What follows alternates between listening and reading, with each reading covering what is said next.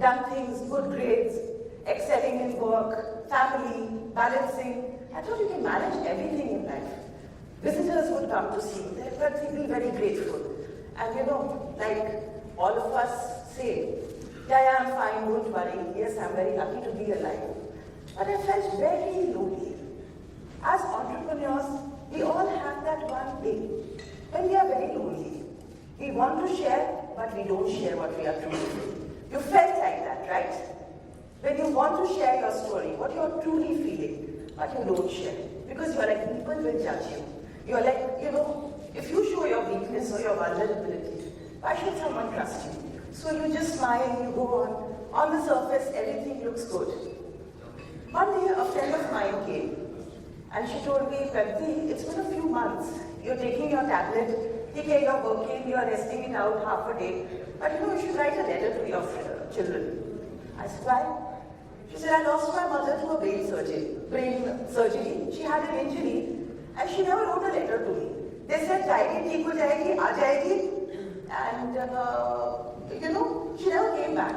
So since you're still watching out for emergency symptoms, you should actually write a letter to your children. I thought for a minute. I said, really? That movie that you all have seen? You remember the movie, right? Where the daughter gets a letter at every birthday from the mother. And I was like, really? Do I have to be in a Shah Rukh Khan movie? Is my life going to be like a Shah Rukh Khan movie? Where my children will know me through movies. And I was like, no, this is not happening. At that moment, all I was feeling was intense fear. And I listened to podcasts, when I'm lying down or resting it out. And I heard Wayne Dyer's voice. When you listen to other people, you are ordinary. But when you listen to yourself, you are extraordinary. I was like, enough is enough. I feel broken. I feel weak. I feel insecure. I'm a trained counselor. I'm a psychologist with more than a decade's experience. But I'm not feeling good enough. I'm not sharing enough with people. I'm fearful of being judged. We all feel that, right, when we are working. Our mind tells us something, but we are like, if we don't show strength, why should someone else trust me? So we linger on. We hold our deepest secrets. But you know what happens? Perhaps people perceive us as happy. People think that we are doing well, but inside and inside, we start dying a little death every single day. So I realized enough is enough. I went back to my doctor. I said, you give me a realistic perspective. He said, you have to have one vertical a day for 1 year. You need to walk every single day. And you need to follow a strict, disciplined life. Up till that point, I did things in the periphery.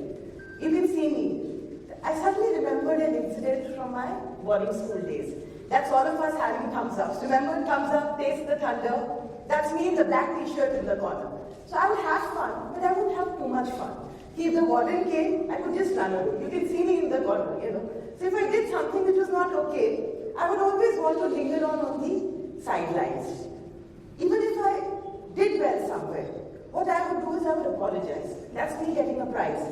You can see where my eyes are down. Because what do we feel? If I strike out too much, if I've done well, I'll lose my friends. I'll lose my community. Vulnerability, our weakness we don't want to show. We get insecure about losing our friends. So even in businesses, sometimes we don't make decisions from our head and our heart. We sometimes do it for affiliation. We are very scared to be vulnerable or really say things the way it is. Right? Have you felt like that? But when we do that, what happens is bit by bit we start shrinking. So that day I acknowledged that I need to do something with myself. That compassion that I talk about, that I read about, public speaking was also something that I was very scared of. You always say, really, I've been teaching everything. You know what I would be scared of? This tiny little thing here. I was okay talking extempo. The mic came, I would go back to that vision in school, where the mic would go, dang. We've all seen it, right? So I was like, if I talk, and people sometimes look bored, when the mic goes on, everyone looks like this. So I didn't want people to disapprove of me. So I decided that whatever made me uncomfortable, I would think about it. I would work on myself. I decided to be vulnerable for the first time in my life. Where is it that I hold myself back? Where is it that I doubt myself? I love talking. But I was used to friends and family saying, psychology ka gyan chalu ho gaya. You and your... I said, really? Do I really need to give gyan to people who don't want? I don't. I need to keep quiet. I need to start building myself up. So as entrepreneurs, when your emotions are all over the place, understand, it's those cracks in you that you can fill up. Like kintsugi, the Japanese art, where you fill up with gold, wherever there is a crack. So I started seeing, oh, my fear is there of public speaking. No problem. Now I'm going to sit and do it. I still didn't do it for 2 years. That's a different story. I started going on a daily diet of being optimistic but very realistic. I started thinking of what is it that would connect me deeper to myself. I started embracing every day. The days I didn't feel good, I would take a break. I needed to take a nap before going to work, I did. Before this incident, I would feel bad. My God, I need to rest it out for 1 hour in the afternoon. I was like, no problem. My brain needs a bit of rest to get back in order. No problem. Whether I feel like a baby or not. So I learned to be compassionate to myself. I learned to go on a lifestyle of daily regimented living. That meant self-reflection. That meant journaling. That meant adequate sleep. Now, as entrepreneurs, we have so many functions to go for. Today is Saturday night. We are here. Then we have a friend's party to go to. Maybe there's an important dinner. So we feel 5 minutes sleep chal jayega Saturday ko, Sunday ko make up kar denge. Right? Sleep was one thing. I started behaving as if it's my best buddy. 8 hours come what me. I started eating my meals on time. Whether it was my friend's party or anything, I wouldn't do it. And my 8 hours of sleep, I learned not to compromise. Because of rehab, I kept improving. I needed to keep going for rehab. It's still on right now. But physical exercise became a way of life. And I started setting goals. Bit by bit, what started happening is there was kindness for my own journey and also that of others. I had the courage to talk about what wasn't working in me. Even in my practice, I started saying I became more effective. I didn't have to pretend. I started thinking of dreams that I had dreamt. I willed myself to change. I remember the story by Enid Blyton, I used to read her books as a child. Reading was very important to me. I was like, I have doubted myself. I have felt so bad. And this daily practice has helped me. How about I start writing books on it? I approached publishers, I spoke to them about it, and slowly my self-confidence started growing. In me is as a person, not in the role I played. As a wife, as a mother, as a teacher, as an entrepreneur. But confidence in just me. Who am I without a stitch of clothing on? How do you feel about yourself as entrepreneurs?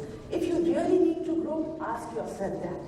If tomorrow, if things didn't work out, everything went away, would you still love yourself?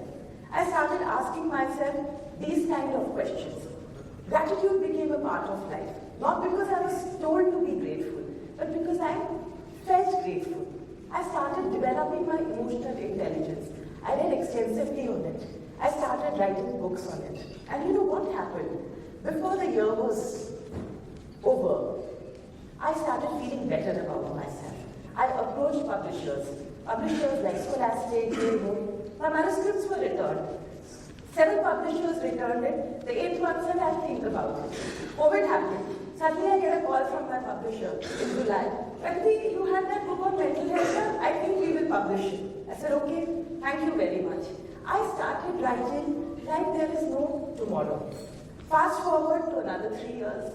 Now, as you can see me, I've gone back to my school. That same school where I was absolutely in the sidelines, I'm right there in the center. Talking to young minds, talking to them about taking care of their mental health care. And they asked me, were you always like this? I said, no, I used to be very scared. This dais, I always felt uncomfortable participating in debates. And I wouldn't do it in school because I was like, my friends would say, I had a group of friends and look at her teacher's pet, who wants to do these activities? I wouldn't do those things. But as I stood in front of these 800 people, I realized just by being authentic, by being vulnerable, we get into a zone of courage. And you know what we get? Innovation, creativity, and success. No dream is too big. Because of my physical fitness, this, I was told to play squash. I couldn't run much because there were certain alignment issues. But they said, you need to move your eyes like this, you go and play squash. I said, are you insane? I'll break my bones more. He said, no, we are there to fix it up. And that's me with the trophy. So daily self-care became my lifestyle. I applied for a research program on how storybooks can actually improve mental health care. Can daily self-care and your emotional intelligence help you grow? And yes, I did get accepted for a one-year program, and I have research on what I'm talking about. So this is me today. So if you really want to transform, wear the cloak of vulnerability, develop your emotional ability resources. Thank you very much.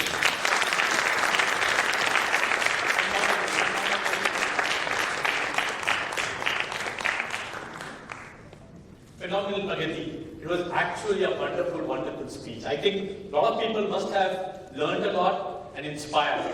Keep inspiring and keep giving the positive rays to all of us. Guys, now taking you forward. Now I want to introduce the next speaker to you. But before I do that, Jaiye? Jaiye? Taiyar ho kya aiye? Yes, this one line has changed how we look at the ethnic wears and embrace them. This guy is a brilliant brain, is the most creative brain, not only in India, but throughout our country. Guys, मैं तैयार हूँ, आप तैयार हो जाइए to welcome the तैयार हो के आइए guy Shreyansh Bahl. Welcome Shreyansh.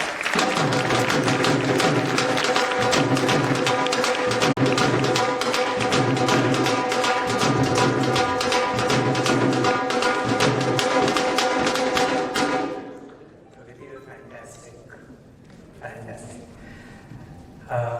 Exactly 11 years back, we got a call from the Tata's office.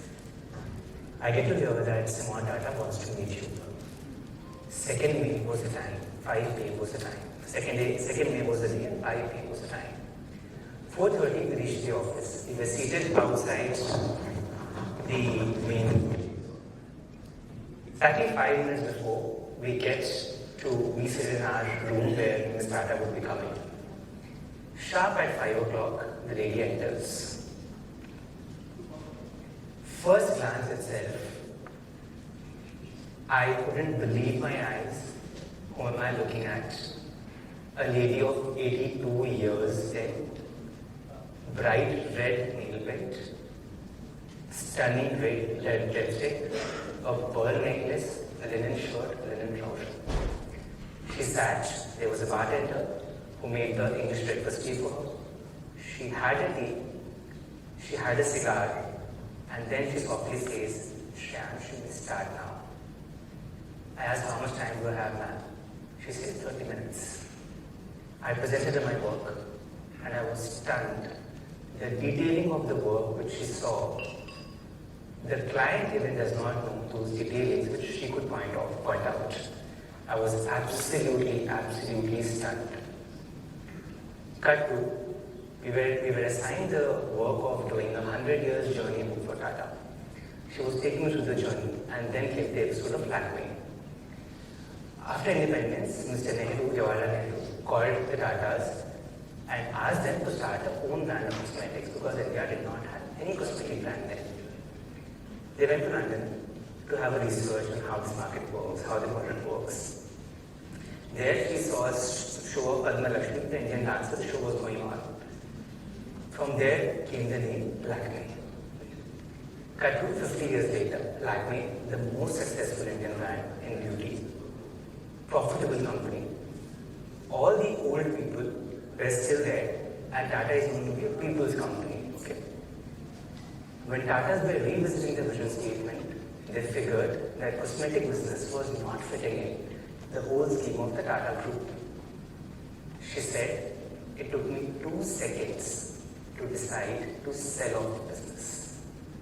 I'm still having goosebumps when I'm saying this. Next day when I met her, to my surprise, it was the same time, she had a coffee, she did not have the tea, she did not have the cigar. Let me tell you, a lot of stories she said, and second day I literally controlled myself. I actually wanted to sit down on my knee and propose to her, "Ma'am, I love you." She was so amazing. It really kept me thinking that how a lady of 82 years, who was once herself the chairperson of the group, at 82 she is making vision statement of 1 lakh, 10 lakh crore. How is it possible? She's attending golf matches, she's attending polo matches, stunningly gorgeous. And how is her presence of mind and how is she so vibrant and young yet? It shook me further when I kind of tried to relate every other woman I know around me were in 60s and 70s. I was really amazed that how is it possible that somebody at 82 is so live and agile, and whoever I see around myself or I have seen, at 60s they kind of try to just live their life. This really intrigued me. I tried to go back and I thought that it must have some connection with her agility of thinking and her decision making of a company whom you were the chairperson. All of us sitting here are entrepreneurs, okay? And we must have gone through this phase that ये मेरी पहली scooter है, ये मेरी पहली गद्दी है, ये मेरा पहला पर्स है, ये मेरा पहला चेक है. I myself. So when I got the check of Paichukutia's wedding card, so give me 10,000 rupees check. I have not deposited that check at all. When Amitabh Bachchan signed on a paper for me, I have put that paper. So all of us are so fixated with our thoughts, so I thought there must be some connect with those fixated thoughts and beliefs to your psychological aging. I came back and I really wanted to study about it. Just for once, imagine our day, okay? Every day morning, we get up from the same side of the bed. We wore our favorite slippers. We go to the washroom, do the same activities, our phone is in our hands. We'll look at ourselves in the mirror to kind of recognize if I'm the same person. I'll take the shower in the same possible way. I'll dress up and I'll look how people want me to be looked at. I'll have my breakfast in the same setting.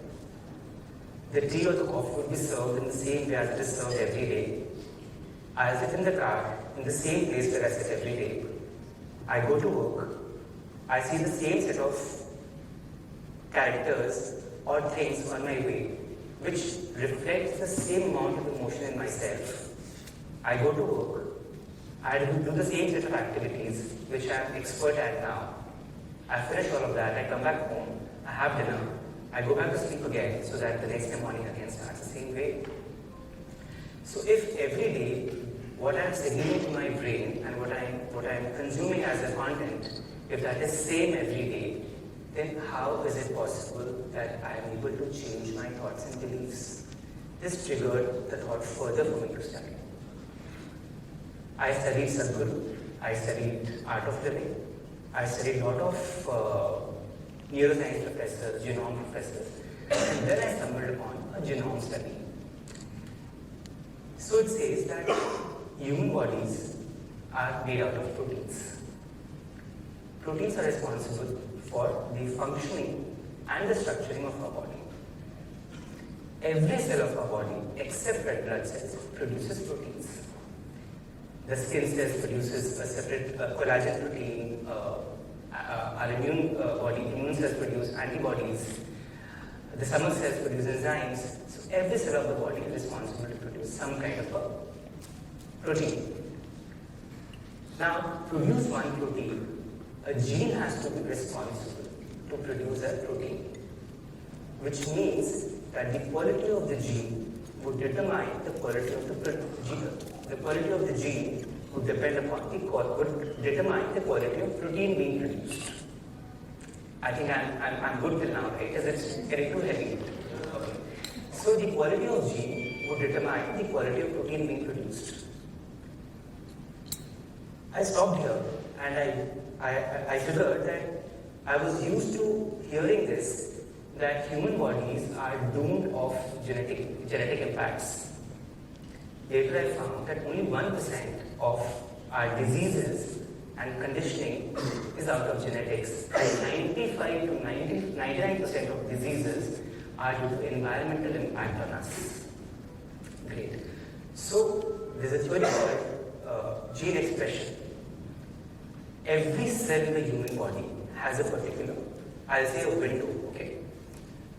So, a great scientific study showed that human body is 100x more receptive to emotions and behaviors than the food and chemicals we intake, which means that if you have to change anything, how much ever medicines and food would impact, 100x impact is there of the thoughts we take in.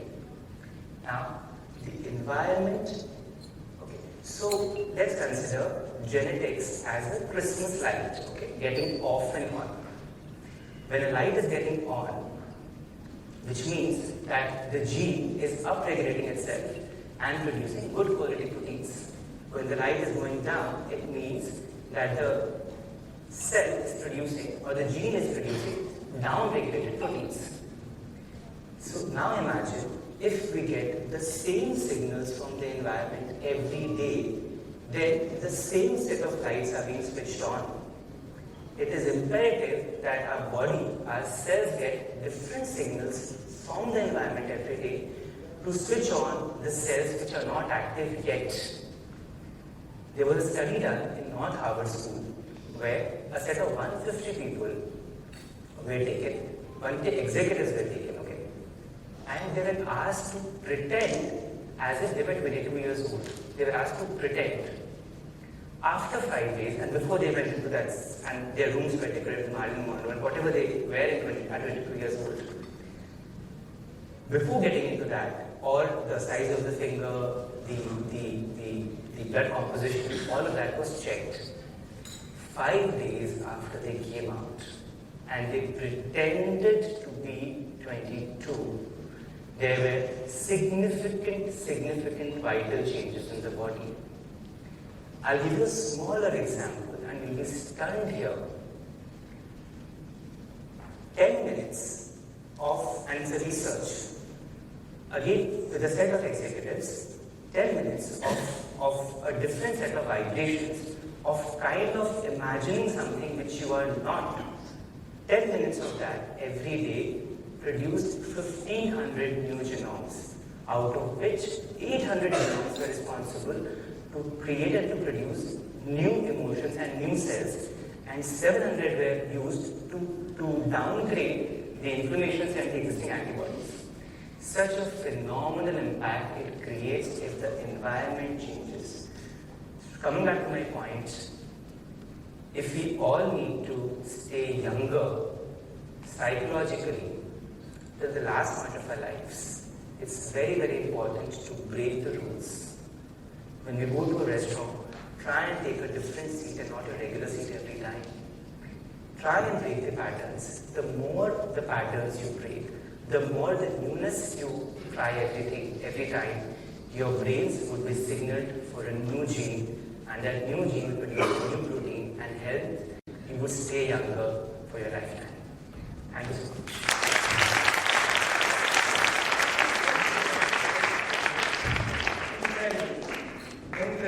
Incredible, Sriya. So, I think you delivered something exceptional, and I don't know how many of you know Shreyas. He's one of the oldest members at ICBI, and I am sure many of you will be listening to this guy for the first time. The words coming out of his mind. Knowing you for quite a few years, rather than decades, I must say this guy is cool as cucumber, but sharp as a needle. And as Natwar already mentioned, that he's one of the best creative minds we have at ICBI. But definitely, yes, what I'd like to take away from your today's talk, that age is just a number. We have always used it in a different fashion. But yes, it's all about how we look at the life, how we embrace the environment around us plays a pivotal role. And one more thing I'd like to say, that he is one reason today we are wearing this attire. Because this Bihar guy, this is my first kurta pajama ever that I bought, because I never used to wear. But in one of the event, I was told, "Jaiye taiyar ho gaya hai." Rakesh, you made me hear that also. Yeah. Thank you, Shyam. I mean, since I'm here, I was so scared to come in here. I have been the worst student of this. And I'm here only today because Natwar and ICBI has put in so much of effort. And I was fearing, and I told my wife in the morning that I don't want to put them down. I was zero prepared today. So you could never have put us down. Otherwise, I would not have put you on the stage. Great, thank you.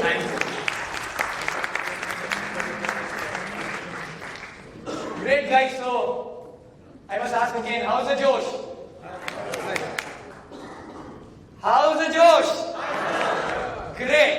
And moving forward to the next speaker of the evening. But sorry. Let me take a break. I'm a bad speaker actually, so just to get back to the rhythm, what I'll do is I'll try to get some I want, right, from you all. Why all the speakers have all the fun, right? So before I call upon the next speaker, let me do a shine. अरे इतना बुरा पहले ही हंसने लगे. Still, let me do a shine. Okay, you allow it or not, I am on the stage and I have this liberty today. So दूर से देखा तो बारिश हो रही थी. दूर से देखा तो बारिश हो रही थी. पास गया तो भीग गया. अरे हंसो. इससे ज्यादा मुझसे एक्सपेक्ट कर रहे थे. Really? नहीं, I am not the next speaker of the evening. Yes, guys, the next speaker of the evening, we all know him as a great shair. We know him as a great stand-up comedian. And more than that, we all know him as a great friend for everyone at ICBI. Right? And he's a great human being. But today, we are going to witness a very different side of him. Yes, his entrepreneurial side. Because he is not just a great friend, he is a successful businessman. He is a successful entrepreneur who has built his business grounds up. He has served as a president of Eastern India Corrugated Manufacturing Association for 3 years. And not only this, what is phenomenal about him is that how he looks at the world from a very different lens. How he still embraces to be a learner and see him as a continuous learner. And believe me, this was for the first time when I interacted with him during the VTalk sessions, he emerged out to be a very different personality. So I request, please welcome our own Mohit Bajaj with a big round of applause.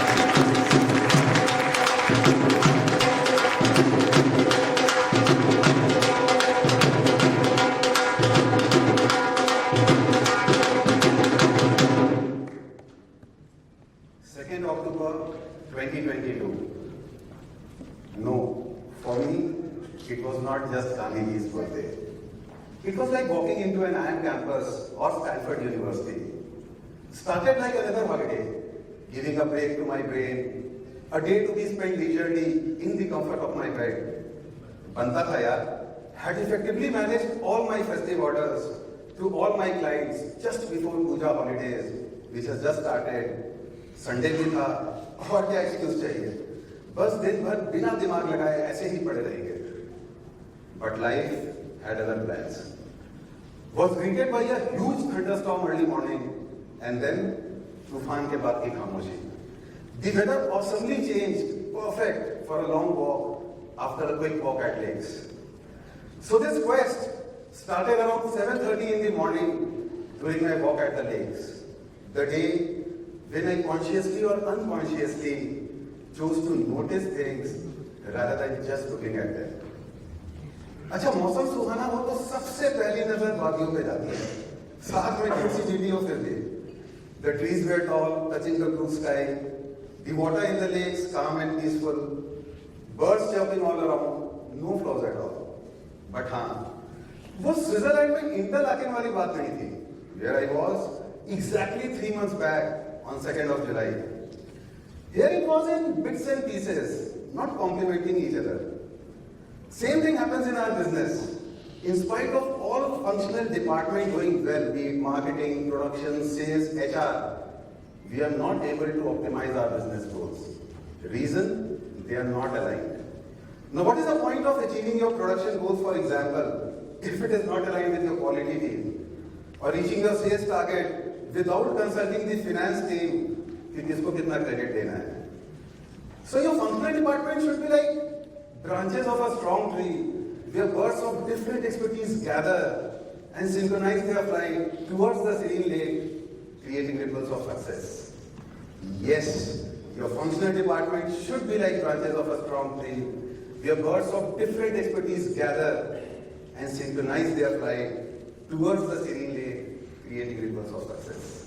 सोचने वाली बात थी, और यही सोचते सोचते मैं lake के बाहर आया, तो I found this street hawker selling चना. काका कितने का दिया?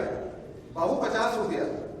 I found it expensive, as if it's trying to sell simple chana, branding it as a health food. But then I saw some neem पुदीना पानी in the same counter. वो छोटे छोटे प्लास्टिक के ग्लास में देते हैं ना. अच्छा ये कितने का है? ये तो फ्री है. फ्री? अरे बाबू घर के बाहर नीम पुदीना के पत्ते तोड़ के पानी में डाल देता हूँ. हमारा कोई पैसा ही नहीं लगता. आपके लिए भी फ्री है. And suddenly that 50 rupees का चना sounded like sprout. He's such a reasonable man. 50 रुपए चार्ज कर रहा है तो कहीं ना कहीं कॉस्टिंग हाई होगी. Must be using the best quality chana. Immediately found immense value for money and took it with delight. That day I realized that customers don't care about the price.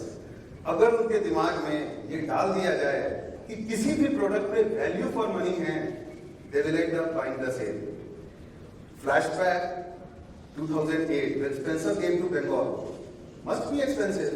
इतना बड़ा store, prime location, fully air conditioned. चलो चलकर देखें तो सही. Now my first reaction while entering started comparing prices with the local kirana stores. Now which prices we usually remember? Cold drinks, chips, biscuits, Maggi. अरे वाह, वहाँ तो सब कुछ सस्ता था. साथ में ऑफर भी था. And it was registered in my mind that this place is cheaper than any random kirana stores in Bengal. I started taking other items in the trolley without even looking at their prices. Even today we all do that, right? उस दिन समझ में आया कि business बढ़ाने के लिए हमें अपने उन प्रोडक्ट या सर्विसेज के दाम बाजार से थोड़े से कम रखने चाहिए जो इजीली कंपेरेबल है. ये वो लो हैंगिंग फ्रूट्स हैं जिनसे हमें कस्टमर के घर में एंट्री मिलती है. And once our customer realizes that we are providing value, we may recover the same by charging थोड़ा सा ज़्यादा for the specialized ones, which they hardly see or compare. Like restaurants, whether it is a specialized cafe like PBH or a happening lounge like Grid, वहाँ mineral water का क्या दाम है, इससे हम डिसाइड करते हैं कि वो जगह एक्सपेंसिव है या रिजनेबल. भले ही ऑर्डर करते वक्त हम हाउस वाटर मंगवाएं. Okay, let me take you back to 2010. When we started supplying boxes to this big biscuit company, उस समय उनके यहाँ मारी कार्टून बहुत चलता था और उसका एक रीजनेबल दाम अगर 10 रुपया था तो मैं 9.5 में देता था. क्वालिटी में कॉम्प्रोमाइज नहीं करता था. And my butter and cream came from their butter and cream boxes, which they rarely see or compare because almost 75 to 80% was Mari at that time. But now it is the other way around. Hardly 20% is Mari, but this trend still continues. In fact, आज भी कोई नया supplier वहाँ entry करना चाहता है तो उसको मारी का बॉक्स देके कोट करने बोलते हैं. और अगर वो बाजार के दाम से 4 आना कम भी बोलता है तो मुझसे तो महंगा ही रहता है. And they never get an entry. So creating the right perception and value for your product is critical to selling. Yes, creating the right perception and value for your product is critical to selling. With these thoughts, chane chapate chapate, we sat inside the car and started cruising along the wet streets of Calcutta.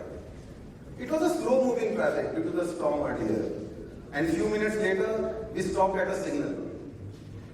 A boy selling Diwali diya came knocking to my car window. He had this 6-piece diya set for rupees 30.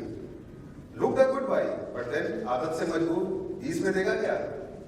बाबू मेरा बोनी का time है, 50 में 2 set दे देगा. I agreed.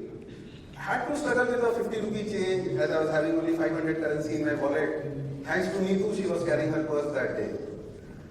But after a while I realized how well this street boy has sold me something that I was not even looking for. And how well he did his price negotiation. Flashback April 2020. Lockdown has just begun.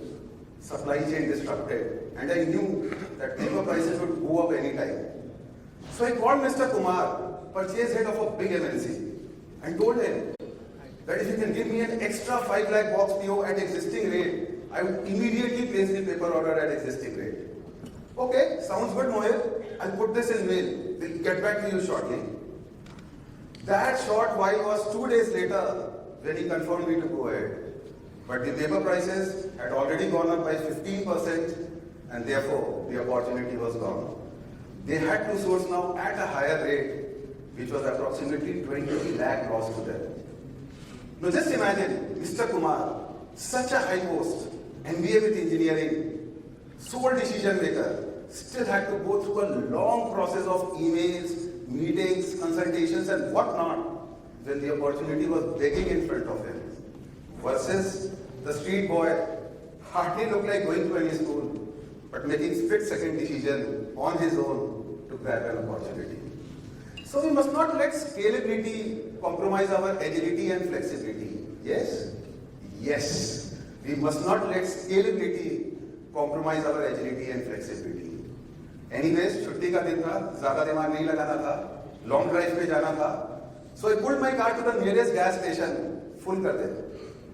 After a while, the attendant said, "Babu full हो गया, 3840 रुपया हुआ है." And my immediate response was, 4000 का round figure में कर दे. And he obliged. But after a moment, I realized why this urge of getting into a round figure, as if it's some kind of a milestone. क्या ज़रूरत थी? Was it perfection or just fallacy? Sometime earlier, I was struggling to give change to this street boy, and now when I had this opportunity to stop at 3840 and get some handy change, I chose not to. Flashback numerous occasions where our mind is fixated to start something good or relevant on a particular startup dates. आज Saturday है, I start dieting from Monday. Oh, this is a good business policy. But today is 9th of September. It started from 15th of September. Why? No reason at all. At the audience में, I could see only two faces, Shikha and Pooja, who are against this obsession. Yeah, in fact, they help us not to end up in round figures, you know. But jokes apart, we all do that. And this fixation often guides us. और ये दो दिन करके न जाने हमने life के कितने प्रेशियस मोमेंट यूं ही गवा दिए हैं. So let your life be guided by purpose and passion and not by constraints of any fixation. Yes, let your life be guided by purpose and passion and not by constraints of any fixation. So, change of plans for us. We decided to go to Flurry's to grab a cup of coffee with some light breakfast. Comes Minto Park crossing and there's this kid begging money. But instead of coming to my window, he chose to go to Neetu's window. Her initial reaction was a strict no, but he kept on persisting. उस दिन पता चला कि नीतू को मेरे अलावा भी बाकी लोग इरिटेट कर सकते हैं. अरे मोहित, इसको कुछ दे के भगाओ. I did that. But moments later, my car was surrounded by a few more, and I had to give something to all. Now just think, what a smart kid. Knowing well that the money would come from me, he chose to talk to the decision maker. With persistence, and what better example of customer relation management when he tells his younger brothers to go to a probable paying customer and grab the same benefit.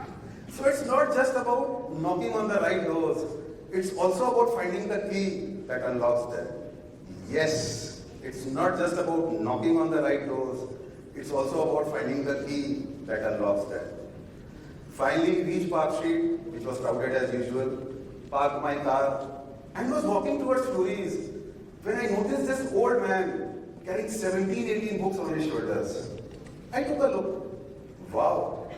Though he appeared to have no knowledge of these books, he was carrying all bestsellers, ranging from Chetan Bhagat to Sadhguru, Emily Henry to Colin Hoover, from mythology to sports, management to fiction. He didn't know a single word about these books, but but he knew well what would sell. Give it a thought. This man carries 17, 18 books, weighing around 6 to 7 kgs every day for 6 to 8 hours, which is not easy. This 6 kg would definitely feel like 60 kgs at the end of the day if he doesn't sell anything. And therefore he'll always carry those books that sells fast. So for a writer like Pragati, who always dream of her book being placed in the best shelves of maybe Crossroads, Star Marks, Waterstone Abroad, her ultimate aim should be to find her book a place in this man's arm, which I would say is the most meaningful, most precious, and most expensive treasure. And friends, it's hold true for any other product where we fail to identify its right shelf. Yes, it holds true for any other product where we fail to identify its right shelf. Anyways, too much learning for the day. Our Pargona had a delicious breakfast and came back home. The weather got sexier as the day progressed, and we decided to have a house party at our terrace in the evening. Okay, I'll get some booze. Yeah, I know what you guys are thinking. Gandhi Jayanti Bandh hoga. But then a friend of mine told me a certain shop in Khidrpur that unofficially keeps open for someone who wants to celebrate Bapu's birthday in style. On my way, I stopped at several traffic signals again and found the same set of diyas being sold at same ₹30 by different vendors. And it left me wondering about the distribution network of this unorganized sector. Flashback several occasions where we see vendors selling Indian flags around 26th January and 15th August, Gulal and Pichkaris during Holi, Christmas cap during mid-December. Now try and visualize how much planning has to go into this entire process of deciding the marketing slot, the supply chain of the product to be imported from China, marketing here, distributing here at the exact time and location where it is required, managing the inventory to ensure minimum dead stock, and the simultaneous launch of this product at every crossing and signals in Calcutta and rest of India. The cash flow has to be managed without any SAP, and all these things happen without any industry body supporting them. So street smartness and practical exposure outfoxes traditional education by miles. Yes, street smartness and practical exposure outfoxes traditional education by miles. And I was so consumed with these thoughts कि पता ही नहीं चला कब liquor shop पहुंच गया. अरे वाह, यहाँ भी मॉर्निंग वाले काका का खोपचा लगा हुआ था. Selling exactly the same chana, but calling as chakna. This time it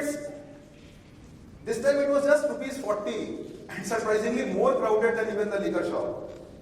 So not only he has changed the selling pitch of the same chana, branding it as an entirely different product, he has also changed his target set of customers from a health conscious segment in the morning to a more casual segment in the evening.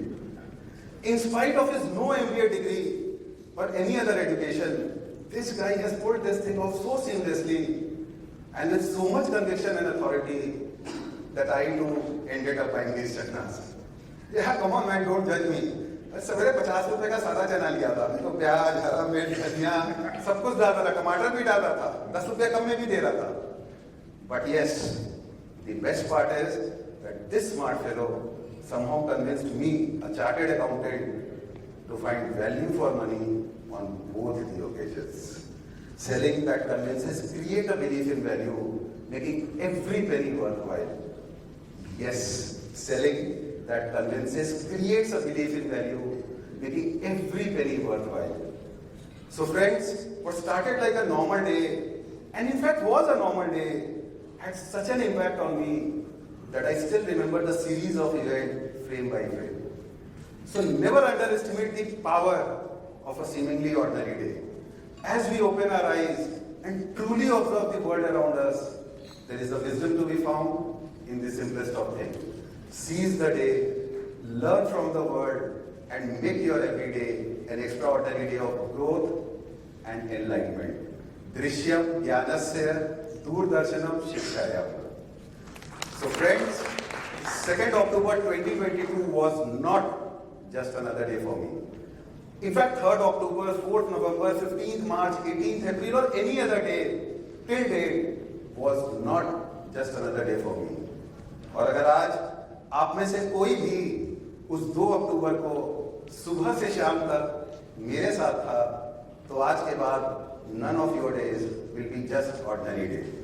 दीदार की तलब हो तो नजरें जमाए रखना यारो, दीदार की तलब हो तो नजरें जमाए रखना यारो, क्योंकि नकाब हो या नसीब सरकता जरूर है. So today I will leave you all. So today I will leave you all with a very simple thought.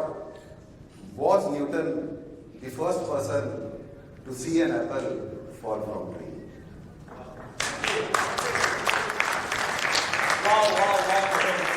तुमने सबको भिगा दिया यार अल्केश, देख कैरी हो तो ऐसा. So guys, you did a wonderful job. What a way to look at a day. मतलब उस दिन को तुमने तो पूरा यूनिवर्सिटी बना दिया. But the big MBAs cannot do things what you have done in one day, and everybody was forced to look into their own businesses. कि क्या हम कुछ मिस कर रहे हैं? क्या कोई छोटी सी चीज हम देख सकते हैं उस दिन? They have all learned to look around and find values in small things around. Voit, thank you so much for an insight. It was a wonderful speech. Thank you so much. Big round of applause for Voit. So as the evening goes ahead, we need to introduce more speakers to you. The next speaker here is soft. The next speaker here is a friend of many. She's very soft-spoken. But what we discovered at the time of the We Talk is she's very courageous. She can take challenges. When we asked her, why have you come to We Talk session, Alkesh and me, were just asking her, she said that I have a fear of stage. I cannot stand on the stage and talk. That is what I want to fight. And believe me friends, you will hear her out. She is rocking. She's one of the most talented girls I have ever met. She's an award-winning interior decorator, designer. She makes beautiful homes. So let's welcome Vandana Budhia for the wonderful talk that she's going to deliver. Welcome Vandana. Let's good luck.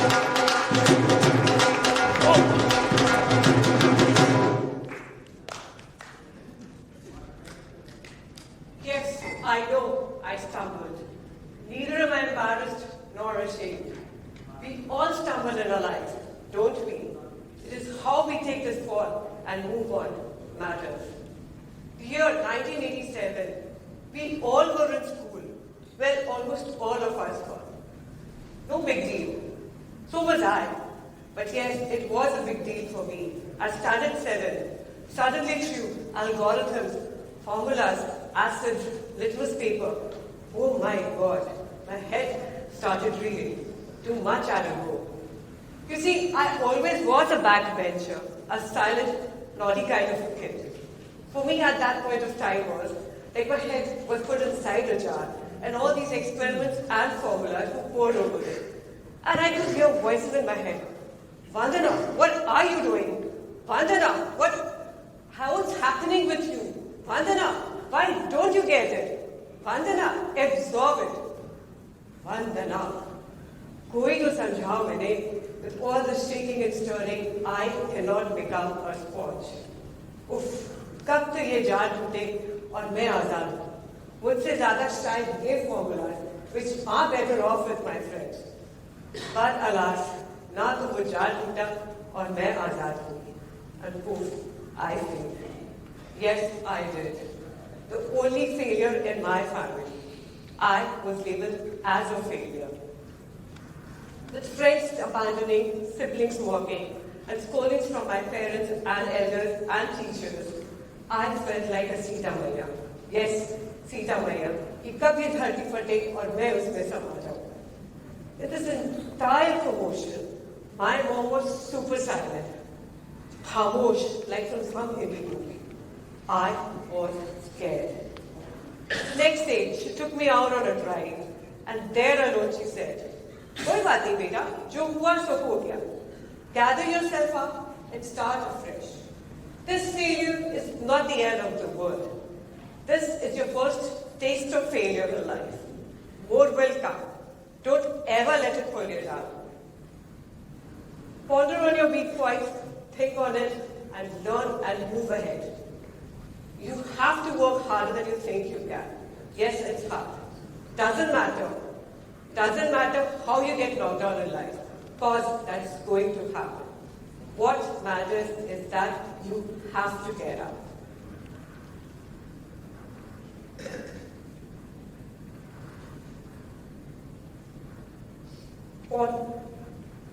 I was thinking what to do. Mom said, just ponder on your weak points and think over it and work on it.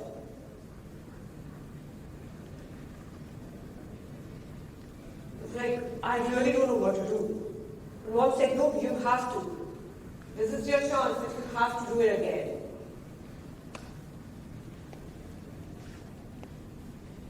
Thinking what to do.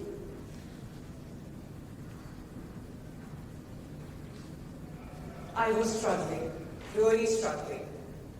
Then she told me, gather your courage and just move ahead. And I thought, but Ma, what if I was sitting next to these people, my teachers would say, my students would say, you are a failure, me sitting next to a failure. I am a failure. Yes, surely they will think that you are. But wait for the moment, you'll come around. They'll come around. The end of the day, you will land up making more friends. I reflected. I had the ability to start again. I can do it. I took this failure as a stepping stone. I worked on it. Then I realized later, failure is not, a person is not a failure. Failure is when you give up. Failure can be from a stream or a few. For me, it was lack of understanding of my subjects. I started working upon it. And yes, my mom was so right. Not only did I perform better, I landed up making more friends. Even today, I'm sure you all run into the world. I run into the world. Do we give up? It is up to us. It is up to us how we take this challenge. Either we face it smiling, take it as a challenge, or crib over it and work on it. It is up to us. There is no losing, only learning. There is no failure, only opportunity. Either we win or we learn. It was just another failure from a class, but not in life. Never.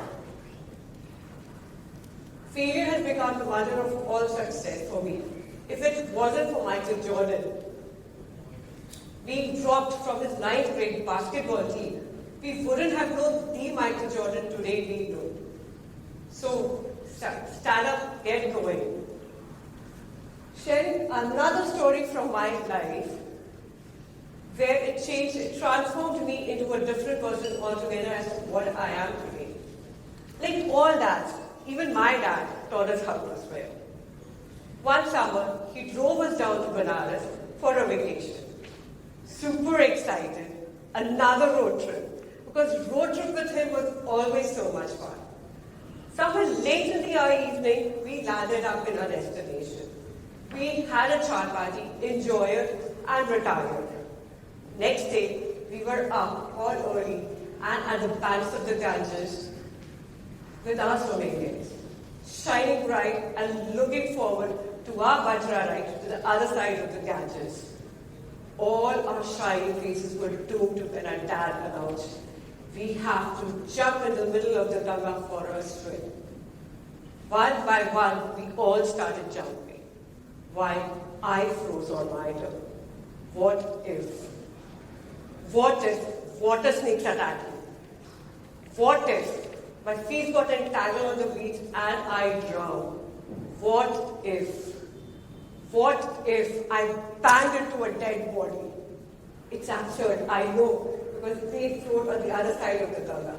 But what if? With all this in my mind, I jumped. The current was stronger than I had expected it to be, and all my ifs vanished. I was struggling to swim against this current. The more I tried, the current pushed me away from my siblings. And I got scared. And all my fears started haunting me again. Suddenly, I could feel water sticks all around my legs. I froze. My legs got entangled on the weeds. I was sinking. I was freaking with fright. And then I felt I bumped into a dead body. I felt like screaming. There was absolutely no voice in my vocal cord. I was disillusioned. Fright was playing with my head. The speed of my strokes increased. And after 15 minutes, which felt like ages, my speed relaxed. My head started clearing. And then I realized I was enjoying swimming against the current.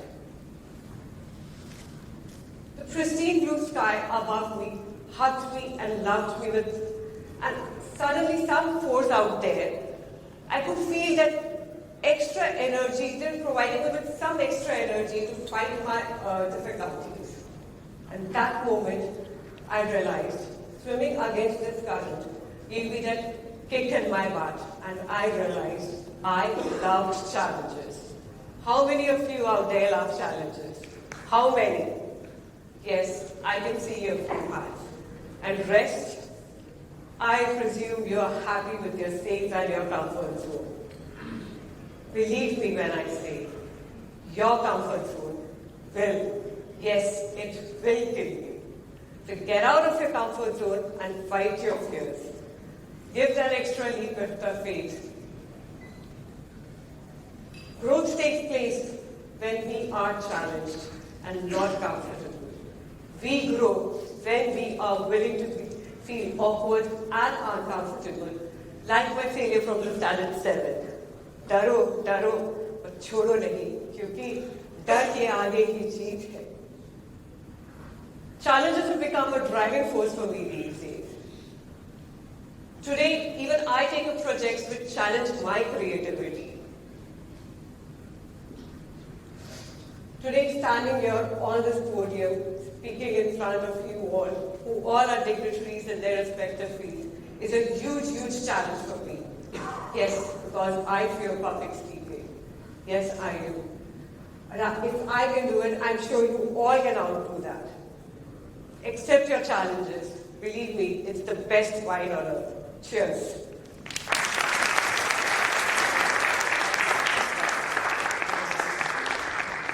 Great message, Vandana. I'm audible? Yeah. Great message. We all fail. We all do mistakes, right? So it's not about are we failing or not, are we doing mistakes or not, but it is how we respond to those mistakes and failures. How we get up and respond to those failures defines us as a person. And especially for entrepreneurs. हम सब यहाँ ICBI entrepreneurs हैं. So I think the taste of failure, mistakes, nobody knows better than entrepreneurs. In our daily life, we go through multiple failures, multiple mistakes. And maybe over the years, we don't ever realize that we are failing or we are doing mistakes because we are now so much attuned to those that it will come and we'll have to handle it. And that's what makes us different from other tribes. So, failure. I think this is one word that we all entrepreneurs must celebrate in a big way. So can we have a big round of applause for failures and mistakes we do daily? Can we have bajaw for that?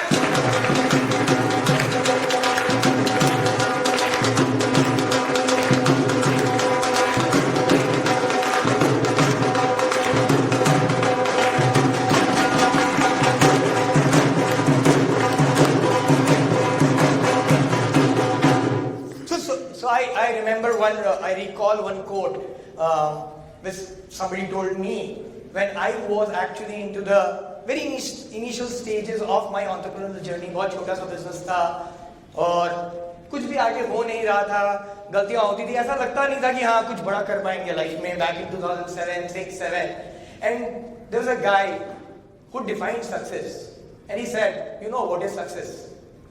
Success is stumbling on those winning moments. I'm repeating. Success is stumbling on those winning moments while jumping from one failure to another. Yes. So it means in our life we will face more number of failures. We'll do more number of mistakes. But if we are continually doing it, we will land upon few moments, and those moments will define us as a successful human being or as a successful entrepreneur. Because when we listen to the story of Steve Jobs, सब कोई जानते हैं, but हमको बहुत मजा आता है जब हम स्टोरी में पहले सुनते हैं कि everybody kind of neglected him, nobody kind of believed in him, and then all of a sudden this guy was thrown out of the company, right? भैया तुम कुछ नहीं कर सकते हो, and then he came back. He came back stronger, and today, despite Apple is world's #1 brand, I think we know Steve Jobs better than Apple. This is the power of failure. This is the power of entrepreneurship. And you know why we know Steve Jobs better than anyone else? Because he was a great communicator. He made people believe in his vision. क्योंकि it is not about कि मैं क्या believe करता हूँ. If I cannot communicate with you all, let's say my team or maybe a larger world, I cannot bring them on my side. And if I cannot bring them on my side, I cannot grow. So if you can influence 2, you are a team of 3. But if you can influence billions, you've got billions hand. And that is the power of entrepreneurship and public speaking. So I'll not take much of time and move to the next speaker of the evening. So I have to change his intro from the script that we did actually. Because this guy can be a topic of a particular talk itself. So as we mentioned at the beginning of this talk, it was around 2.5, 3 months of rigorous effort that every speaker has put in. Midway, that was around a month back, this guy kind of landed with a severe medical crisis. When I say severe medical crisis, he had a major heart blockage. He was in hospital for some time, went through operations and everything. And we were sure that he will not be performing today on this stage because he was just a couple of weeks away. But we were using his space for our practice, and after 2 weeks of this event, we went to his space for practicing, and I saw this guy sitting with pen and paper, scribbling something. And I said, "What are you doing?" So he said, "I'm writing my speech for the VTalk." I was like, "Really? Are you gonna perform on the VTalk stage? It is just 2.5 weeks away." So yes, why not? And that's where something hit me. You know what it was? It was attitude. Attitude of an entrepreneur. Attitude to take risks.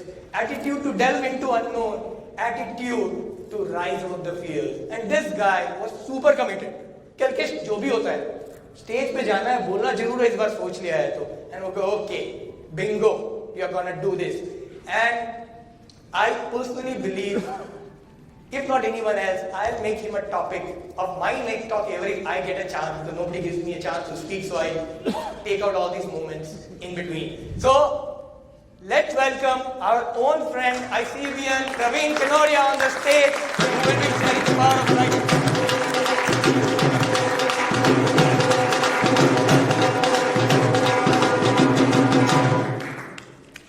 Until a few years back, I was a killer. Yes, you heard it right. I was a killer.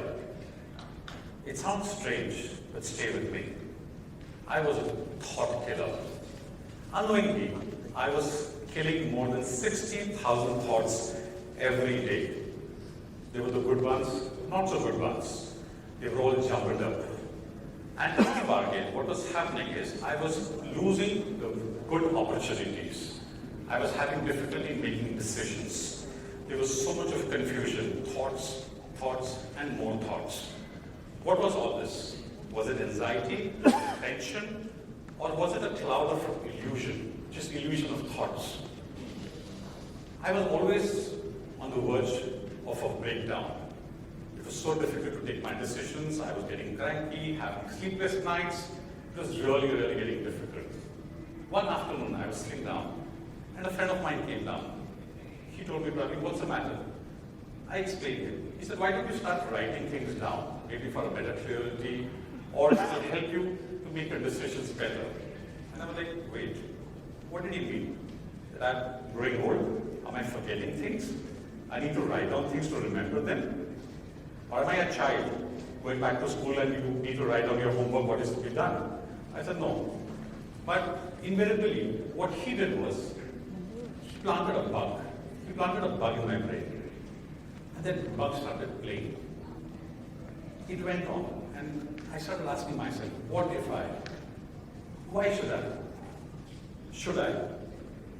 And it went on. And one fine morning, I'm there with a bunch of papers in my hand and a pen sitting on the desk to write something down.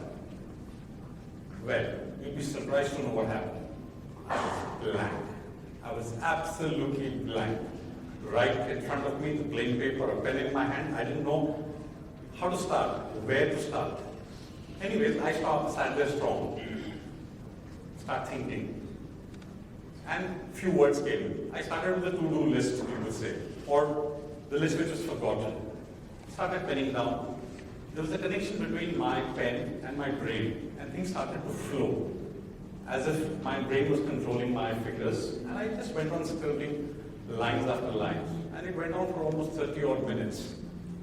Then I realized, I took a pause. I said, why don't I actually go back and read what I have written? So when I was reading it back, I realized a lot of things over there, what I was writing, didn't make any sense. So I kind of started striking there. In between that, I found some gold nuggets. Suddenly, what's this? And I paused again. And something magical happened. Something magical happened, and I started seeing a reflection of my own self, my thoughts, which I never paid attention to. I discovered the power of writing my thoughts down. So friends, we as successful entrepreneurs over here face these challenges every day, where we have more than 60,000 thoughts and we don't know where to go, what to do. Writing is a filter which gives you clarity, which tells you how to filter your thoughts, what is important for you, what is not important for you. So when you start writing, you get this clarity. Your vision is clear. You declutter yourself. And you think straight and simple. And it's very easy for you to plan things out. Going forward, we are like captains to our own ship. How a captain is on high seas with difficult weather, high tides, low tides, storms.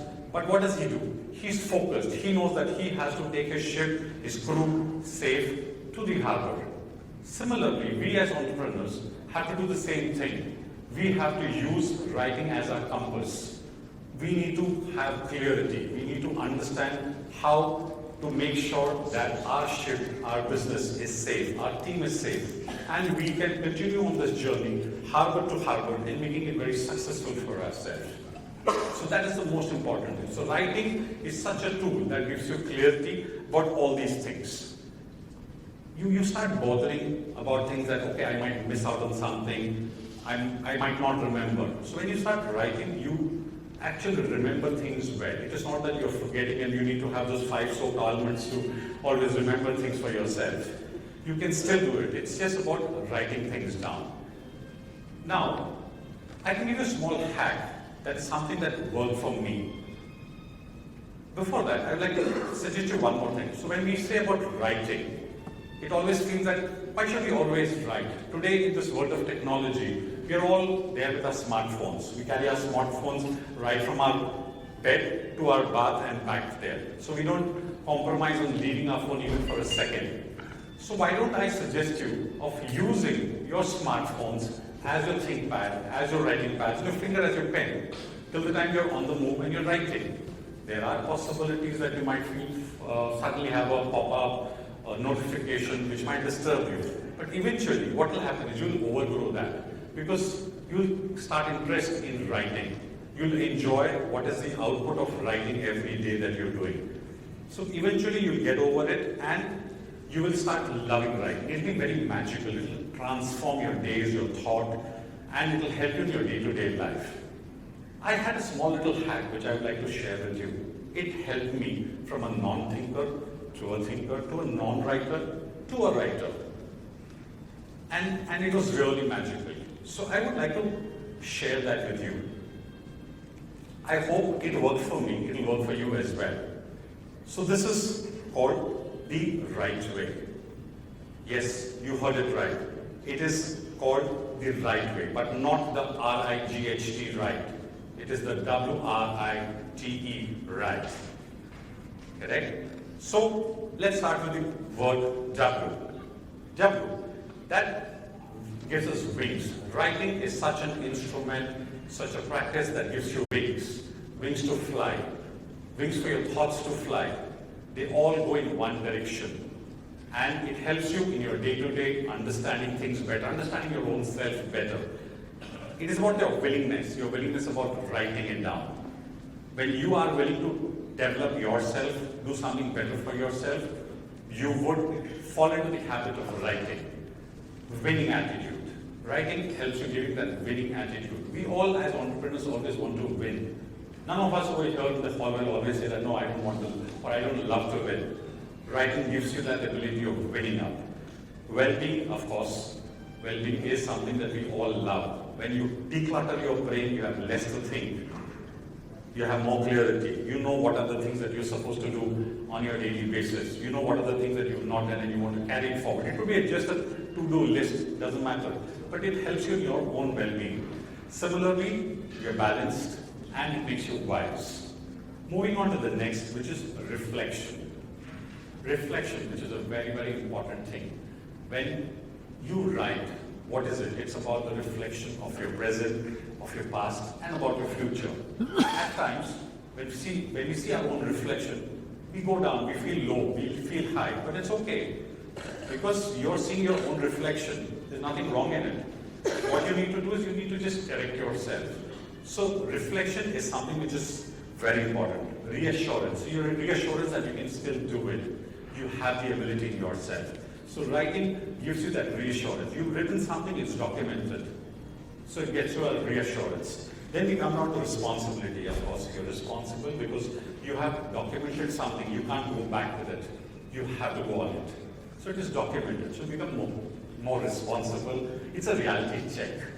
Reality check is again something that we have as human beings need to go through the reality check each and every day, each and every minute. Our thoughts, they keep on pondering, they keep on changing. So reality check is something again which is very important. Moving on to the next, which is I. Indulge. Yes. About indulgence, it has different meaning. But when it comes to writing, indulgence is totally different. If you indulge in writing, it makes you a different person altogether. Try getting indulged in writing and you will see the difference. I'm sure a lot of us as entrepreneurs over here have this habit of writing, and it has been a sea of change when we have taken writing as a daily routine for ourselves. It makes you intelligent and incredible both. Moving on to the next, which is trust. Trust, which is the most important thing that you build for your own self. If you don't trust yourself, how would others trust you? If you don't trust what you have written, how do you expect somebody else to trust you? So writing is that one powerful tool that gives you that ability to trust your own self and trust people around you. The team trusts you, your colleagues trust you, your own spouses, your children, everybody trusts you because you trust your own self. So if you don't love yourself, how do you expect anyone else to love you? So that is again a very, very powerful tool, which is T, trust. You have truth, you have truthfulness, you have thoughtfulness. It's all something that goes through the trust part of it. Finally, we come down to the word embrace. Yes, E. That's the most important alphabet in write. Embrace yourself. Love yourself. Writing makes you reflect your own self. You're writing your thoughts, and when you read it, believe me, you're a different person. You're not the same. You're not writing for anyone else. You're writing for your own self. You're not writing a book that somebody else will read. You're not writing a journal that somebody else is supposed to judge you. You're writing for your own self, for loving yourself. So embrace yourself and you will enjoy it better. Evolve. Evolve in writing. Forget everything else. Whether you're writing in English, your handwriting, the legible, your grammar, it doesn't matter. Till the time your thoughts are clear, you're getting clarity, it's absolutely fine. Doesn't matter at all. Express it. You express yourself. Enrich yourself. You empower yourself. Pen is mightier than sword. We've always heard that. When you start writing things down, you empower your own thought process. You empower yourself so well that it is very easy for you to take decisions. Very, very important. We as entrepreneurs, we always face these challenges, right? We forget something, we've not attended it, it keeps on giving stress. It's like holding the glass of water for 2 minutes and holding it for 10 minutes, and then eventually that looks very heavy. So writing is one such instrument which helps you empower yourself. Engage. You engage with your day-to-day activities very well with that. So we will all agree, may I suggest that make writing as your tool to understand yourself, to see your own reflections very well, to take things forward, to have a clarity. It's like you've written something today, and maybe 2 months, maybe 5 months, maybe 6 months, maybe a year, 5 years later on, and you're going through your journal, and you read about a particular achievement of yours, of your team, that was your vision, which you had penned down way back, where people didn't even imagine about it. Imagine the celebration with joy that you had that vision when nobody could even think about it, and you thought about it, and you had documented it way back then. It is a lot of joy that it gives you, a lot of satisfaction it gives you. So with this, my friends, I would suggest you, or may I suggest you, make writing as your companion, as your guiding line, to understand yourself better, to take things forward with a lot of clarity, decluttering yourself. So, I would want to conclude it with this note: just don't think it, ink it. Yes, next time, do not just think it, ink it. Sure. Bang on, bang on. I mean, stay back, yeah, stay back. I'm going to be here. Bang on. And I'm sure everybody was writing. So you have taught people that writing is very important. You did not miss a single thing. And brilliant performance. But guys, I would just request you, all of you, to have a big round of applause for Praveen. I'll tell you the reason. All these 3 months, he hosted us. All the speakers were there every time. So a customer आता था, Praveen used to rush to us. He was, you are comfortable now, coffee लाऊं क्या, चाय लाऊं क्या, नाश्ता मंगाऊं क्या. He was so generous with all of us. एक टाइम ऐसा आया कि इसके दुकान से फर्नीचर नहीं निकल रहे थे, स्पीकर निकल रहे थे. मोहित, वंदना, Praveen himself. So you did a brilliant job, Praveen. मेरे को तो ऐसा लगता था कि राइटिंग खाली एकेडमिक में होता है, बट तुमको सुनने के बाद समझ में आया कि we need to make notes. We need to write out everything, and then when we think it, we ink it. Thank you so much, Praveen. So with this, the evening is coming to an end. We have a final speaker with us, and I have the privilege to introduce the speaker to you. The speaker is a gorgeous lady. She's very talented. She's a successful nutritionist. And friends, she gives us small hacks in life to improve our health. So can we have a big round of applause for the speaker of the evening? Let's welcome Shikha Agarwal.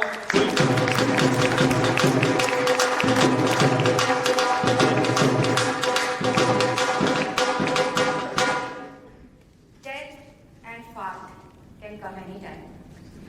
You fear death, hence you do tons of things to avoid it.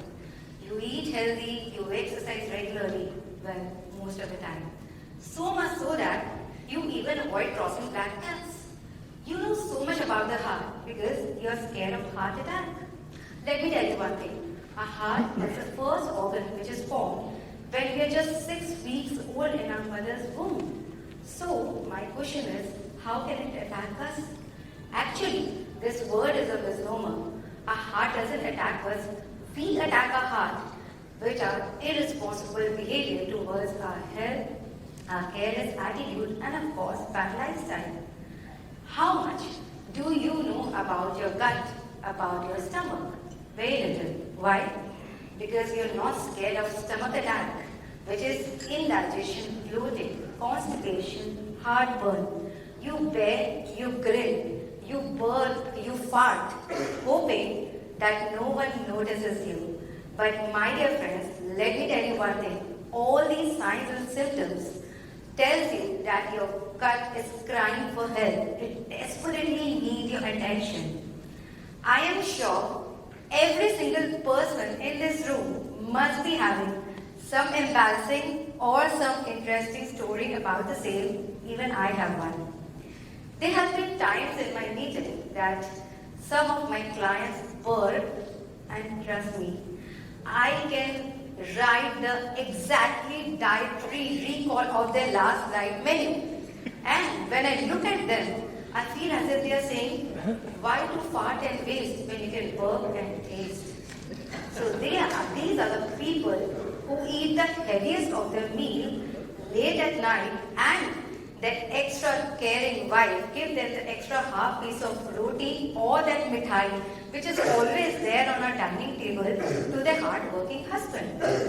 And she is the same person who gave her husband that antacid after he explodes the room up and down from his burp and his fart. US bombed Afghanistan and Iraq causing utmost damage, and after trying to politically help, it comes with the aid to repair the damage. My question is this damage repairable? You are doing the same thing. Eating when there is hardly any digestive juice, digestive fire, prana and agni, and top of that, having that antacid which is further damaging your gut bacteria leads to nothing but headache, lethargy, bloated belly, protruded belly, constipation, heartburn, acidity, and the list goes on. So the solution is avoid eating heavy post sunset. And if this situation is unavoidable, all you have to do is, instead of asking your wife to hand over the TV remote and switch on the AC for you, please do it yourself. And also, you can have the fences and ginger water. And again, instead of asking your wife to do the same, walk towards the kitchen. I assure that 50% of the damage will be taken care of. एक किसान को जब खेती करने के लिए पानी चाहिए होता है, वो अपने बड़े बुजुर्गों की सलाह से अपने खेत में एक गहरा गड्ढा खोदता है। उसे पता है 1000 छोटे छोटे गड्ढे खोदने की बजाय अगर वो एक गड्ढा जितना गहरा खोदेगा उसे पानी उतना ही मिलेगा। आपको भी वही करना है। मिस इन्फॉर्मेशन और टू मच इन्फॉर्मेशन के 1000 गड्ढे खोदने के बजाय आपको अपने इश्यूज का, अपने सब्जेक्ट का एक गड्ढा खोदना है। आप जितना गड्ढा गहरा खोदोगे आपको उतना ही नॉलेज मिलेगा। Information is not knowledge. चीजों को समझना नहीं जानना जरूरी है। कुछ एग्जाम्पल लेते हैं। They say don't have milk, have almond milk. They say don't have curd, have yogurt. They say don't have ghee, instead have olive oil. And they say don't have sugar, have sugar free. This was all information. यानी कि वो छोटे छोटे करते हैं। अब knowledge की बात करते हैं। Who are they? They are the marketing industry of the food industry, which in order to sell their products, especially from the West, and every year they come with a new facade, creating this hashtag trend, and you are the target audience. Let's take one more example. Before that, I would like to say, all these things which I just mentioned, these are the ingredients of Panchamrit. Panchamrit आपको पता होगा? Panchamrit is the purest thing which is made before any auspicious occasion, be it hotel, be it havan, be it puja, be of a smallest 2 HK flat to the biggest bungalow, be it the smallest office to the big corporate houses. Now, my question is, how can such a pure thing cause harm to your body? So, my dear friends, this was called information. Let's take one more example. Nowadays, you go to a doctor or a nutritionist or a dietitian. Thank you. By the way, आजकल आप लोग सभी doctors और dietitians हो रहे हैं. Congratulations. So, you go with any gut issues or you go with a weight loss or any other problem without even listening to your problem and understanding your issues. One thing is told to you, stop having tea. So this was information. अब knowledge की बात करते हैं. Tea is the integral part of our culture which brings our family together. Tea is something we sit over it, we gossip over it, and sometimes we crack the biggest deal of our office over that small cup of tea. Now, my question is again, something which is so pure, so traditional, how can it cause harm to our body? Before saying anything to be healthy or unhealthy, we have to talk about the context, the quality and the quantity of the food. So, थोड़ी गहराई में जाए. Let's take the example of tea only. 1 cup of tea is bad or 5 cups of tea is bad. Tea having first thing in the morning is bad or later has the same effect. Tea, if we have a large meal, or should we can take the tea as it is. Let's dig into the gehrai. As soon as we wake up, our cortisol hormone, which is a stress hormone, is really low. Tea is a stimulant, and if you take tea first thing in the morning, there is a spike in the cortisol level, which of course we don't want. So all we need to do is eat something before that bed, preferably something which comes from a fat source, that is nuts. And mind you, fat doesn't make you fat. In fact, this will help you prevent the spike from the cortisol level, also that insulin level.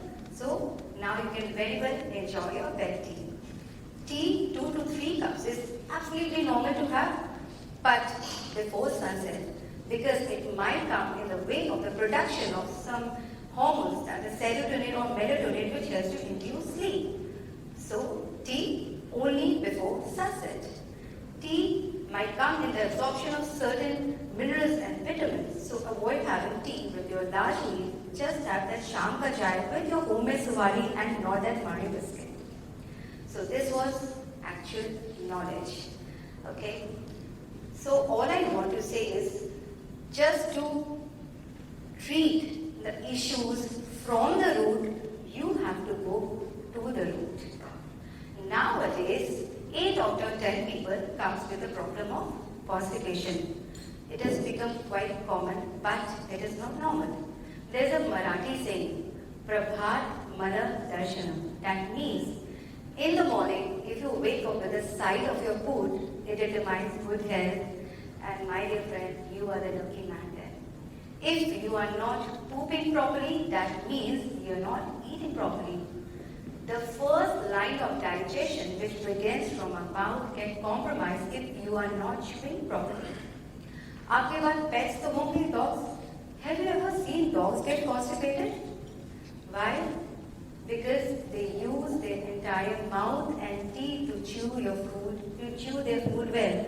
I'm not asking you to eat like dogs, but I am asking you to use your mouth to chew the food while eating and not talk over the phone while eating. And the last line of digestion, which is responsible to clear out the toxins in the form of poop, for that you have to move enough so that the food doesn't stay in the colon, it gets fermented, making you more gassy and later on leads to chronic constipation. So again there is a saying, to increase your ayu and to reduce your vayu, you just need to move your vayu. Instead of popping those exotic Ayurvedic and the homeopathic pills or the laxatives, all you have to do is bring the simple, homemade, traditional, local food to your plate. That is ghee, rice, moong, moat, kumra, data, cut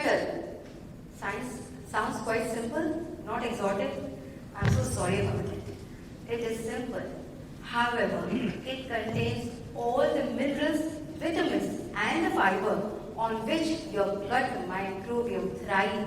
They breed and they diversify. आपने सुना होगा शेर कभी घास नहीं खाता. छोटे से छोटे कीटाणु से लेकर बड़े से बड़ा जीव को पता होता है कि इसको क्या खाना है. We have inherited certain bacteria from our ancestors which only understand the food which our ancestors used to have. Hence, we eat those food and bring those simple traditional food to our plate. We don't have to go for the exotic holidays and follow the detox plan. Quite simple, right? In the last meeting of ICBI, and we all know that ICBI has a very lavish and large buffet.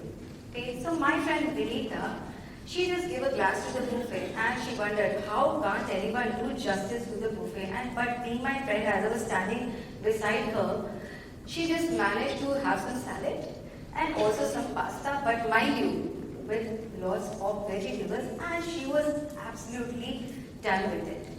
After a while, my another dear friend Mohit Bajaj comes with the dessert and he just vouched for it. Then Vinita just tried to have that teeny bite. And after that bite, that sensory overload, and she immediately rushed to the dessert counter and she managed to finish that entire piece of dessert, and then she crossed the Lakshman Rekha of that overeating threshold. You must have played Uno in your childhood. Okay, you must be knowing the rule. If you have the last card in your hand and if you miss saying Uno, you're forced to pick that card from the board. And if you pick that card, that last card could be the turning point of your winning streak to the losing one. When there's a very little space left in your stomach, there's a hormone called leptin which is produced by the hypothalamus of the brain, which tells you, stop eating, I am full. You can hear to this signal only when you are eating with all your senses. And if you are not, you miss the signal, and over the year you become resistant to leptin, which leads to a lot of gut issues and also obesity. So all you have to do is no TV, no stress, no mobile phones while eating the food. You must be wondering by now, because very simple bolti hai. So one more example.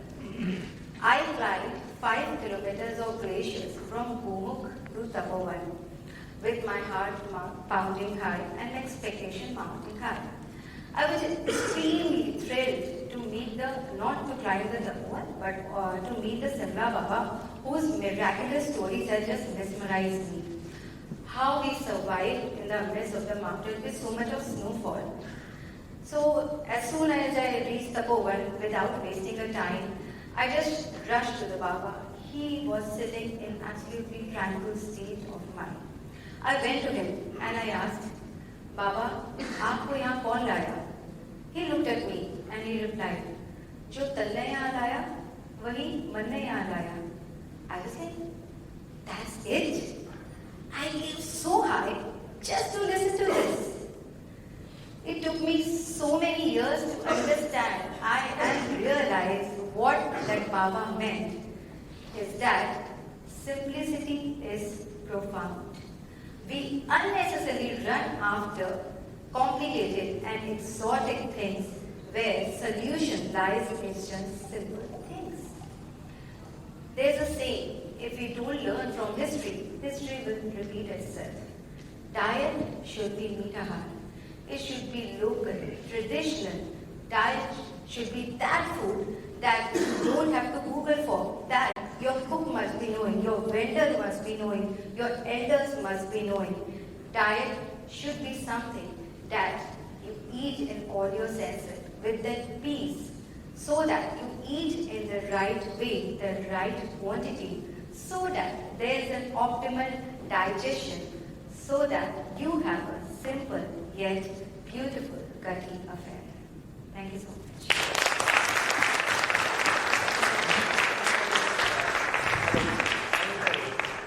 Thank you for the lovely hacks. Very, very simple yet very powerful.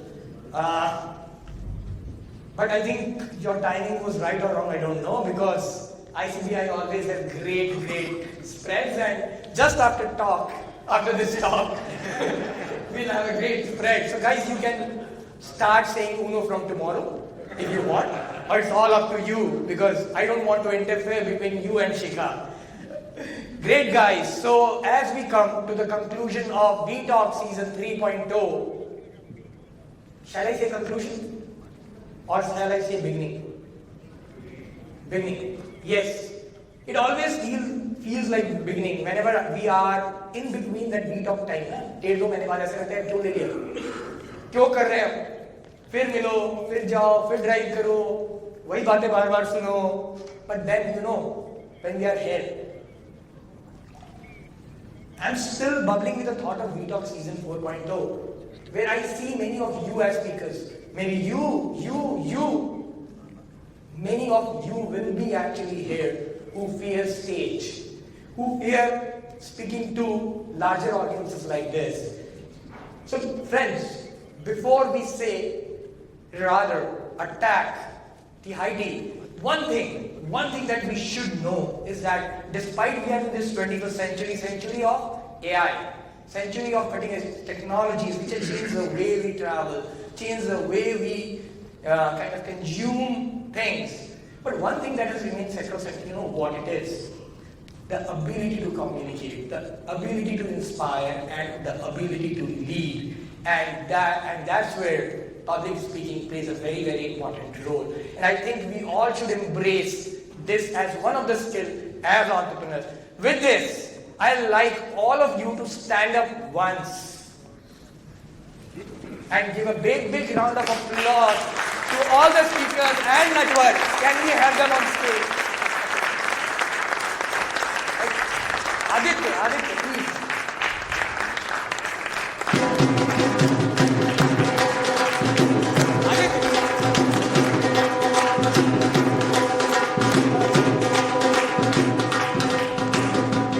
Friends, we have seen the speakers here, and the man behind these speakers are the two guys who has given countless hours, selfless nights to prepare for them. Alkesh and Network, I really acknowledge your hard work. Superb, and big round of applause for them. And I look forward for more of this to learn in the years to come. So, a big round of applause for all the speakers and the two guys behind the wheel of V-Talk, Alkesh and Natwar. Before we leave the place, there are a lot of learnings which has happened. And from behalf of all these speakers, I would like to thank Alkesh. Alkesh was a guy who was actually phenomenal. He made everybody perform the best. Whatever they performed today is because of Alkesh. So Alkesh, what's the show behind? I'll just put on a few video for 2 minutes to just see what they have learned. The experiences of the speakers before and after. Give me just 2 more minutes. Can we have the video? My friends, I still remember that day. 17th May, ICBI ChatGPT event. Alkesh literally forced me to join V-Talk. I was apprehensive. But he told me, it's not about what you'll achieve, it's about what you'll become. And friends, I can't thank him enough. It was such a wonderful journey with Natwar, Alkesh, and all my colleagues. And today, I'm a different person. I love talking in seminars, and I'm the kind of person who has always talked impromptu. Just a day before, thinking in my mind. And after every seminar, I've always thought, I wish I would have prepared some more because I've missed many points. So when this opportunity came to me, I said, I always love talking in seminars, so I thought I will also participate in this session. And when I entered and when I heard everyone, it was very different from what I thought. There was so much of preparation, there was so much of section. And I thought I won't be able to do it because I'm the kind of person just easy peasy, just going with the flow. But every single session gave me a learning session. I started to write, and here I just crossed my hand out. I give huge respect to people, especially Alkesh and Anwar. So much of patience to hear everyone again and again with so much same enthusiasm. I don't know whether they had it for years or they just gave to us. Always they had something to give us, and it was such a a nice takeaway. So there was a seminar last week, and whatever points I jotted down, that was one of the best seminars I conducted after learning in these 3 sessions. So I'm really obliged to these people, and especially ICBI, people who really have the stage right and who would like to talk. I highly recommend it that you please come and just join. It is so friendly, it is so much fun, and I went and I came above my comfort level, and I discovered my new self, and that has really helped me not only in my profession but also my stage fear and to talk right, the body language and everything, but yet in a fun way. I was so much motivated that at some point of time I was like, okay, I won't be able to do and all this stuff, and there was a time I just blacked out, but I was never felt this way by everyone. There was so much of encouragement and motivation that now today, finally I am so much prepared and confident to talk in front of everyone on the stage. So thank you so much, guys. I really owe this to you. Thank you very much. When I came to do V-Talk, I thought I would discover myself as a speaker. But the best part was, I discovered real stories of real people. Each one was so amazing, and watching each of us transform was such a pleasant journey. I can definitely say it's been one of the most incredible journeys I've taken in my life. Hip hip hooray for the entire team. Generally, me and Alkesh, we were chatting about my fears. My first fear, I just mentioned him, that was a fear of public speaking on the podium. He said, you have to do this V-Talk. I was scared. He encouraged me, I was there. The first section, when I shared my story, he was like, you have to do it. Believe me, when I went back home, I said, I can't do this. I literally, 4 sessions, 5 sessions, I was there, and then I just left. I said, I won't be able to do this session. Suddenly what happened, I don't know, I bounced back. I changed my topic, and yes, the fear was how to write. I couldn't write. That fear was again pounding on me. But still, I delivered. I wrote. And had a lot of encouragement and a lot of learning sessions from all the people around us. It is an experience, guys. I would suggest all of you having just come and experience this V-Talk. It will change your life for sure. It is a wonderful experience. Thank you. V-Talk, wow, what a lovely session. I still remember the day Alkesh had approached me for the first time that we are going to have a V-Talk. Praveen, would you like to be a part of it? I was a little apprehensive, but as things went rolling, there was so much to learn, so much of togetherness, so much of ideas getting exchanged, so much of correction, so much of things that I personally thought that, I knew it all and I could carry it well. But, with everyone coming in together and sharing their experiences, correcting each other, the posture, the way we speak, the things where we were going wrong and we had to rectify and we had to write, rewrite, practice. So, there was a lot of fun in the entire experience. It's something that was a fear in me about public speaking, about camera shy, about being confident about what I'm speaking and how am I speaking about. So it was a wonderful experience overall.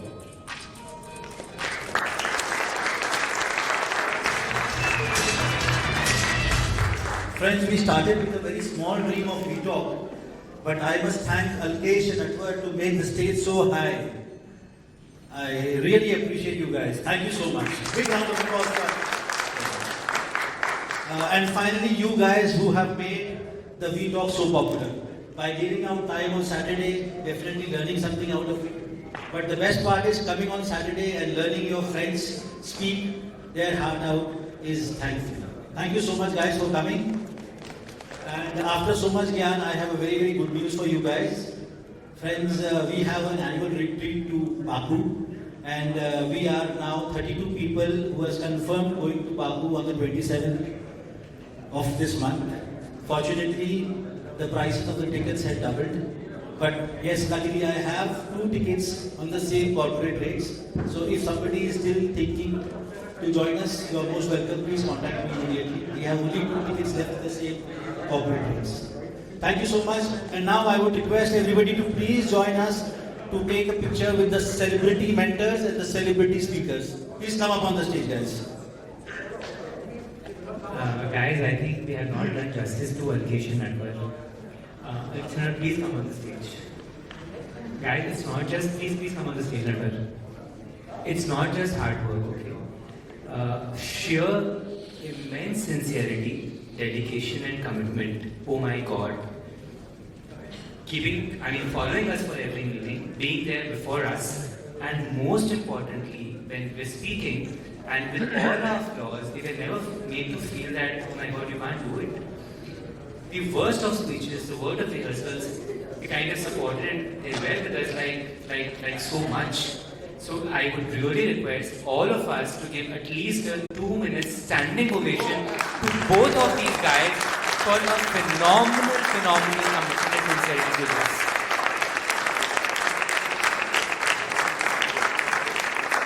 You can't imagine जो training इसने अल्केश ने कराई है. मतलब initially my chana was 80 rupees. I tell you, इसने बोला तुमको पता है 80 रुपए का है. मैंने बोला नहीं होगा 80 रुपए का. ही सेड नहीं. If you say 80, you are not the only person जो वहाँ वॉक करता है. तुम्हारे अलावा और भी लोग वॉक करते हैं. अगर वो कुछ भी कम हुआ तो स्टार्टिंग में ही सबको लगेगा कि तुम तो कहानी बना के सुना रहा है. तो बाद में भी तुमसे रिलेट नहीं करेंगे. Next day it was raining and I had to literally go to that chanawala to find out at what price he's selling. So that was the level of training that we had.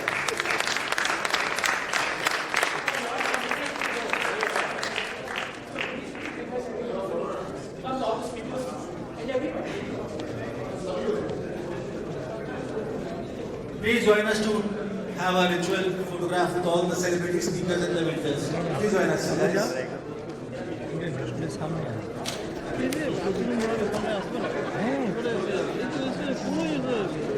আমি করতে পারবো না, যাও না।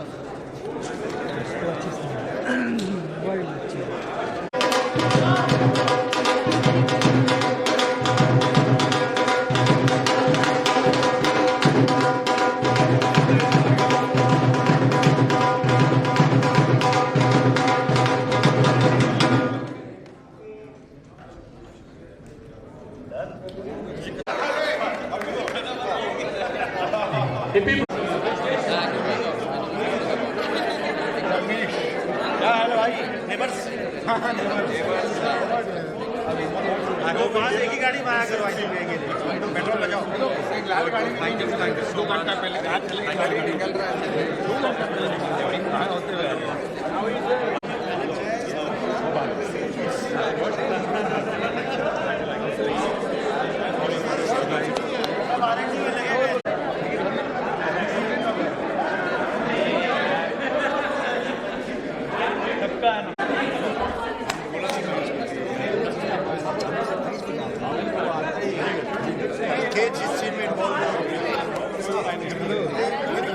क्या हाल है T राजा.